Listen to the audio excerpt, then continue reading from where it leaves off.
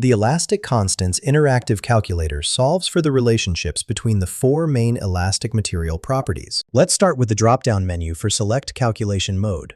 You can choose from 6 calculation modes.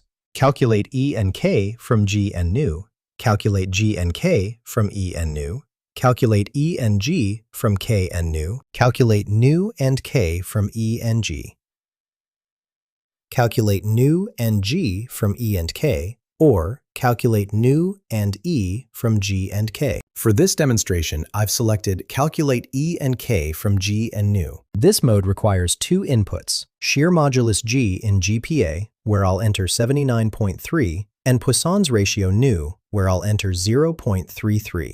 After clicking Calculate Elastic Constants, the calculator provides all 4 elastic constants. Young's modulus E equals 210.94 gigapascals, which measures the material's stiffness under tension. Shear modulus G remains at our input of 79.30 gigapascals. Bulk modulus K equals 206.80 GPa, indicating the material's resistance to volume change. Poisson's ratio New stays at 0.3300.